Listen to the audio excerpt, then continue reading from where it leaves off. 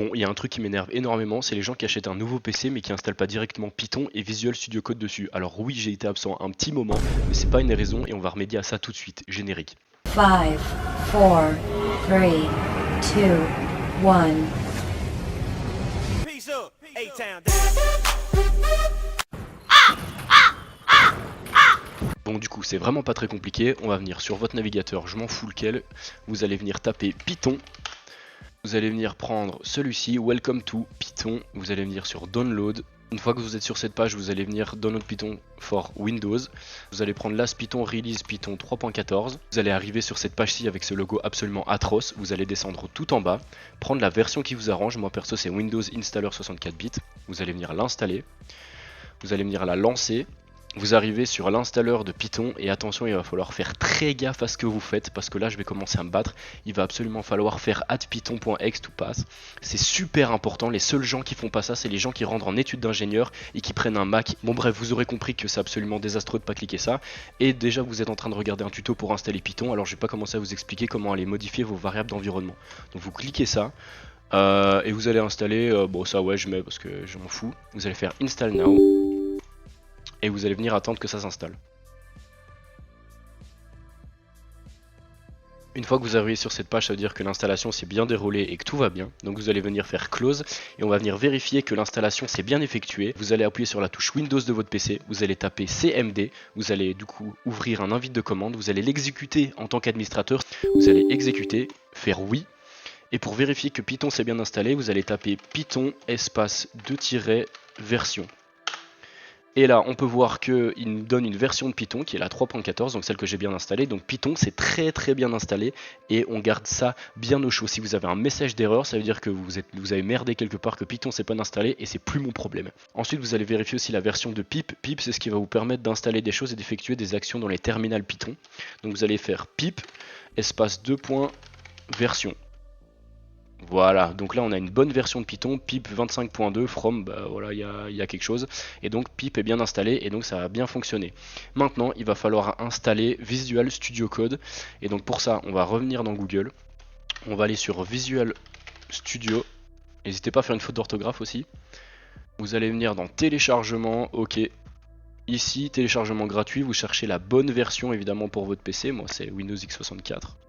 Bon, une fois que ça s'est installé, vous pouvez l'exécuter. Hop, je comprends évidemment, si on lit, on n'est absolument pas quelqu'un de normal, donc on lit pas, on fait suivant, on laisse là où ça va, suivant. Là, vous faites un petit peu ce que vous voulez. Moi, je crée une émoticône sur le bureau. Hop, installer. Ok, l'installation est finie, on va faire terminer, ça va exécuter Visual Studio. Bon, une fois que vous êtes sur Visual Studio, vous allez pas du tout set Copilot parce qu'on est des gens raisonnables et on code sans IA. Vous allez venir dans Source Control, ok, pas là, vous allez venir dans Extension, vous allez taper Python. Vous allez prendre la version Python de chez Microsoft évidemment, parce que sinon vous allez avoir un maximum de virus. Et vous faites Installing. Bon ben du coup ici on voit que tout s'est bien installé, maintenant on va tester si tout fonctionne bien. Alors on va aller dans File, New File, s'il propose Python File ici ça veut dire que c'est bon signe. Donc on va cliquer sur Python File, on va venir écrire quelque chose comme par exemple print avec du texte, on s'en contrefou et le but ça va être juste de tester, voir si ça fonctionne bien pour voir si l'ensemble de ce qu'on a installé est correct. On vient faire Run Python File, il va falloir l'enregistrer quelque part, je vais l'enregistrer sur mon bureau. Test et on voit que ça fonctionne bien, donc il a bien print dans le moniteur la douille que j'ai écrit. Bon, maintenant qu'on a vu que le code fonctionnait super bien, et ben on va pouvoir télécharger des librairies qui vont être super utiles à vos études d'ingénieur et la première c'est NumPy qui est une librairie mathématique. Donc on va faire pip install NumPy. Et là, on a un merveilleux message d'erreur qui nous dit que pip n'est pas reconnu. Pip, c'est super important dans les lignes de commande pour pouvoir installer et effectuer certaines actions.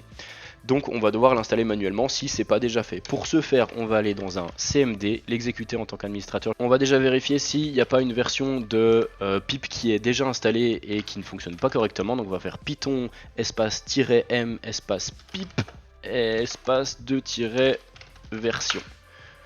Et là on a bien une version pip qui est installée. Et là en fait c'est un problème de variable d'environnement, donc va falloir faire attentivement ce que je fais parce que sinon vous allez complètement pleurer. Donc la première chose ça va être de vérifier où se trouve Python. Donc on va faire where Python, voilà il nous dit ça, et on va faire where pip Bon là du coup on a un chemin d'accès où se trouve pip et on va devoir l'ajouter dans nos variables d'environnement. Je vais pas vous expliquer ce que c'est des variables d'environnement et j'ai surtout l'extra flemme. Donc on va juste venir copier ce chemin. Tapez Windows, tapez VAR normalement, juste VA ça vous met les variables d'environnement, vous cliquez. Vous ouvrez cette fenêtre, variable d'environnement, vous avez le lien path, vous allez faire modifier, nouveau, et vous allez coller le chemin que vous avez copié dans le moniteur. Ensuite vous allez faire OK, vous allez faire OK, OK, vous coupez ça.